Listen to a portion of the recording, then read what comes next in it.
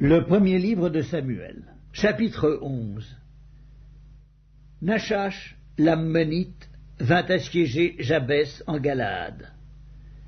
Tous les habitants de Jabès dirent à Nachash, « Traite alliance avec nous, et nous te servirons. » Mais Nachash, l'Ammonite, leur répondit, « Je traiterai avec vous à la condition que je vous crève à tous l'œil droit, et que j'imprime ainsi un opprobre sur tout Israël. » Les anciens de Jabès lui dirent, « Accorde-nous une trêve de 7 jours, afin que nous envoyions des messagers dans tout le territoire d'Israël, et s'il n'y a personne qui nous secourt, nous nous rendrons à toi. » Les messagers arrivèrent à Gibéa de Saül, et dirent ces choses aux oreilles du peuple.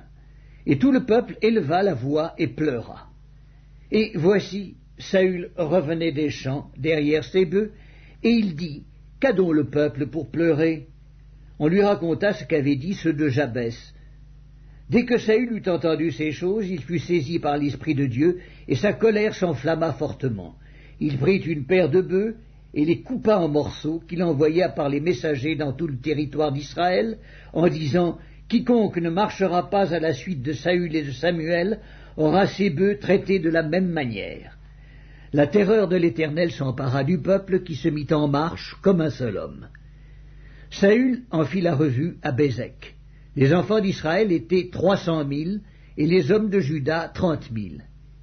Ils dirent aux messagers qui étaient venus, « Vous parlerez ainsi aux habitants de Jabès en Galaad. Demain vous aurez du secours quand le soleil sera dans sa chaleur. » Les messagers portèrent cette nouvelle à ceux de Jabès, qui furent remplis de joie, et qui dirent aux Ammonites, « Demain nous nous rendrons à vous, et vous nous traiterez comme bon vous semblera. » Le lendemain, Saül divisa le peuple en 3 corps, ils pénétrèrent dans le camp des Ammonites à la veille du matin, et ils les battirent jusqu'à la chaleur du jour. Ceux qui échappèrent furent dispersés, et il n'en resta pas 2 ensemble. Le peuple dit à Samuel, « Qui est-ce qui disait, Saül régnera-t-il sur nous?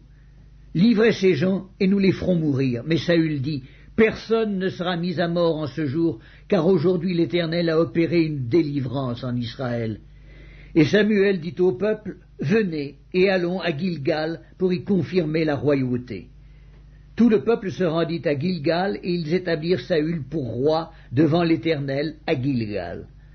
Là, ils offrirent des sacrifices d'action de grâce devant l'Éternel.